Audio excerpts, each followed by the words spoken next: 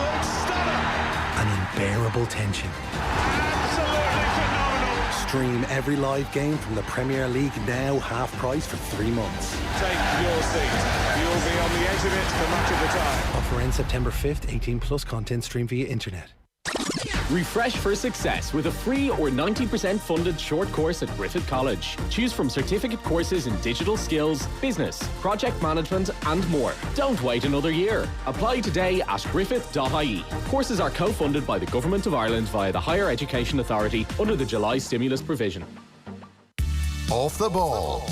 This is News Talk. Now then, you're very welcome back. So after that extraordinary Saturday evening in Croke Park, which we've been talking about, Sunday was pretty eye-catching as well. The Offaly under-20s won a first All-Ireland football title for the first time since 1988. And then Meath against Cork turned into a classic. Very happy to say we have Emma Duggan with us, Meath player, and we have the Meath manager, Eamonn Murray. They beat Cork after extra time. Meath in a first ever senior All-Ireland final. Emma, you're very welcome. Thanks very much for having me. Oh, that voice is shot. A day on Croke Park never has the voice in good state anyway. Eamonn Murray, how's your voice? Mine's not very good either, I'm afraid. I can imagine. Guys, this is an extraordinary game. Big congratulations. Meath 212, Cork 210. I've got to be honest, Emma, I was on the radio yesterday and I was presenting, and when, I was doing the updates and I made the point that Cork were down by double scores, 2-8 to 7 points with less than 5 minutes remaining, as I was kind of handing back to the Premier League commentary I think I said, look, once again we'll have Cork Dublin probably in an All-Ireland final. So I don't know what the hell happened, but 2 goals in the final minute basically forced this to extra time. Tell us about those closing minutes. Yeah, to be honest with you, I think it was probably a shock for a lot of people. I know my own dad he was physically in Croke Park, but mentally he was probably out the gates at that stage. But I think that belief in this team. I think once we started pressing a bit higher and getting a bit of contact on them, that was really important for us. And then when Stacey scored that penalty, it probably lifted us a little bit. But to be honest with you, 7 I think it was 1:40 to go against Cork. You probably would have never picked me to go on. And it really shows the heart and determination in that team. And, I'm really, really proud to be a part of it. And I'm so glad that the girls got over the line because, I think it's the least we deserve. Well, that's the thing, Emma, isn't it? I mean, to come back from that kind of deficit with only, seconds remaining is extraordinary against anyone. To do it against a team like Cork is a different kettle of fish entirely. Yeah, definitely. And I think we, during the week we'd kind of talked about, if we were down and Cork are a really, really experienced team, that they will try hold the ball for a couple of minutes and use that experience. So we kind of planned for that as well, right? Which was really important. But I think, once we pushed up that little bit, because, Cork are a team, like I said, that are capable of keeping the ball for 2 or 3 minutes. And when you're 7 points down, you can't really afford to be standing off them. So we pushed up a little bit and thankfully it paid off. Right, interesting. Eamon, certain parallel there with Mayo the night before against Dublin in the men's match, pushing up and even towards the end pushing up and winning that 45. So you talked about that during the week. If Cork are holding possession and they have a lead, we need to get up in their faces. That's right, Joe. The only difference is with Mayo had 35 minutes to get their 7 points back. We only did a minute and a half or 2 minutes, Yeah. So, no, we did talk about it. Of course, we discussed it all week, and we were warned them, just no matter what Cork throws at us, to stick to our system and stick to our plan. And the girls certainly did all that. They all know their job very well, and they've come a long, long way in a very short time. So we're probably 2 years ahead of ourselves, so which is a lovely way to be. Yes, I can imagine. And just to give the listeners context here, so Emma yesterday had an extraordinary game, scored 1-5 in the game, 19 years of age, with the panel since 2019. And Eamon, if I have it right, you worked with Meath underage and you took over the senior team in 2017. To give a broader context for us here, Eamon, like just, I don't know, maybe 5, 6, 7 years ago, we were mentioning this on our morning show, like Cork beat Meath by about 40 points. Meath have come from an incredibly low base here, which people who are just casually watching the ladies' football might not fully appreciate what's happened in Meath football over the last 5, 6 years. Yeah, we've come a long, long way. with Fergal Harney, our chairman at the time, I was with Meath Ladies. I was very happy with underage. I really enjoyed underage. I'm with them for probably 16 years now, I suppose. But he begged me to play. I didn't want the job, the senior. I never thought of myself as a senior manager, but so he said, everybody wants you in, and I said, I'll do it if I get the right people involved, because we needed a smile on our face and a smile on everybody's face at them. But things were desperate in Meath, and I mean, no team in the country would play to the challenge. Things were that bad.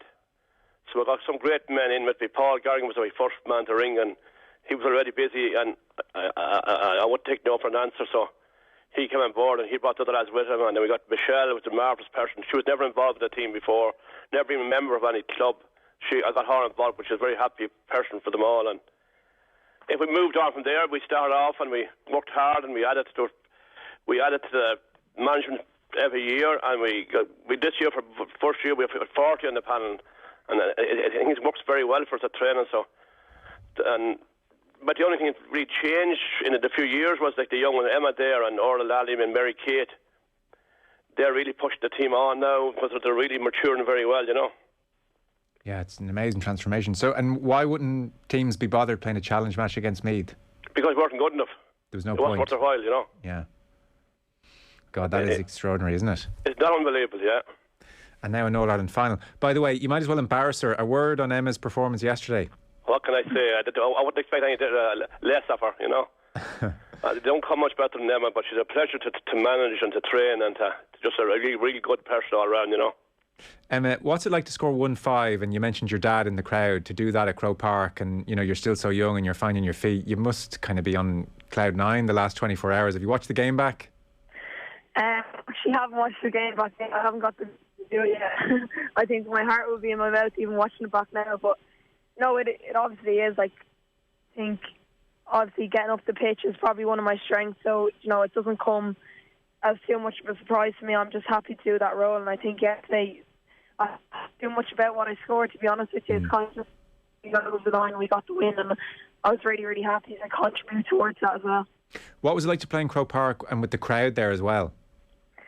Yeah, it was obviously really, really. I think we haven't had that much of a crowd there since, you know, the 2019 final, which probably wasn't a great day out for ourselves. So it was really nice to have a crowd back there and to have our parents watch us on there, and a really, really special day for Meath football, and it's not to be taken for granted. And I think I suppose we had to enjoy that moment yesterday.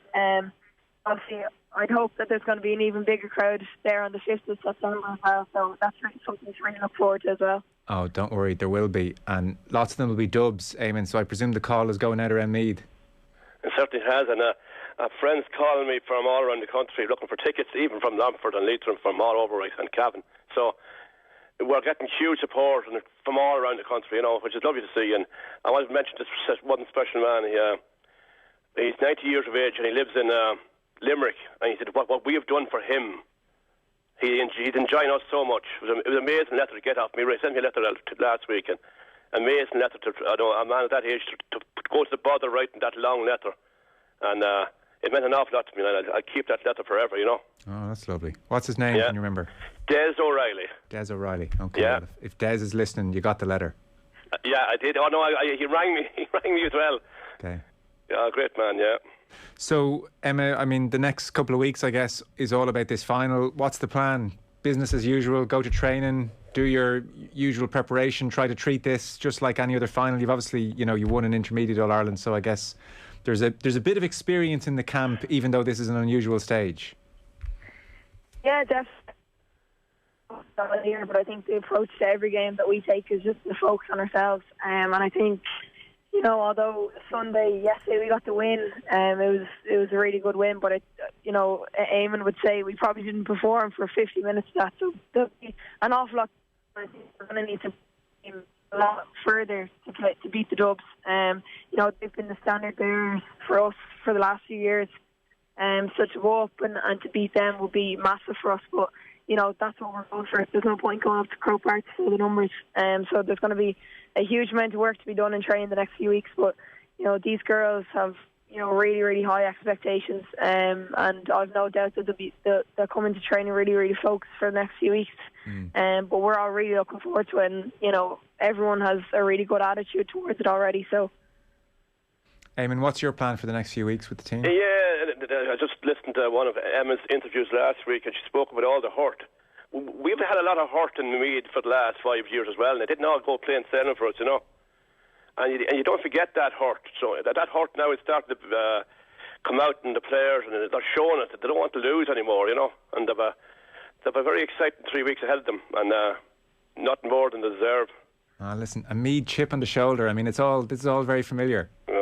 No, I have no chip now, I'm afraid. No, but far from it. I guess, Eamon, you want to embrace the excitement, and there's no hiding the players away from kind of the hype and the excitement. You might as well embrace it and enjoy the next 3 weeks as well.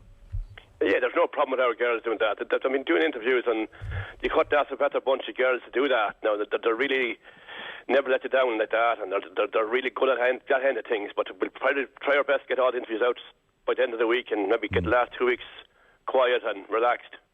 Yeah. I was reading, you just did your Leaving Cert this year. I did, yeah. And how did you find juggling inter-county and Leaving Cert and COVID and everything? It's been a strange year. You seem to have come through it nicely. Yeah, it definitely was a strange year between, you know, coming in and out of lockdowns and stuff like that, and in and out of school. But I would have, you know, having football back there for the last few weeks was really, really important. And to be fair to management, they were so understanding, of course, like when I was doing exams, you know, I wasn't going to be at every training session, and that really helped. But I think the balance is really, really important. You know, I never for 1 second did I think of giving up football for the year for Leaving Cert, because I think, you know, getting out in the evenings is really important as a mental break. But of course it was a strange year. You know, there was a lot of ups and downs and uncertainty, but football was a massive factor for me, and just getting out and even socialising more than anything was really, really important. And I'm glad I had it there as an outlet. Good. Well, listen, it seems to have all come together. We'll let you go and rest your voice. Emma Duggan, brilliant performance yesterday. Thanks a million for taking the call, Emma. Thanks very much for having me. Cheers. And Eamon Murray, manager, thanks so much, Eamon. Appreciate it. Best of luck to you both in the final. Thank you very much. It was lovely talking to you. Thanks, Joe. All right, guys. That's Eamon Murray and Emma Duggan there of Meath in an All-Ireland final against Dublin. And the Dublin manager, Mick Bowen's on OTB AM tomorrow morning, by the way, if you're looking out for that interview. Off the Ball on News Talk. Choosing a mobile plan is no picnic. Do you pay for an everything plan? Or a little more for an everything deluxe plan? At Clear Mobile, we don't give you everything. Just everything you need. Like unlimited calls, texts and 4G data with 99% population.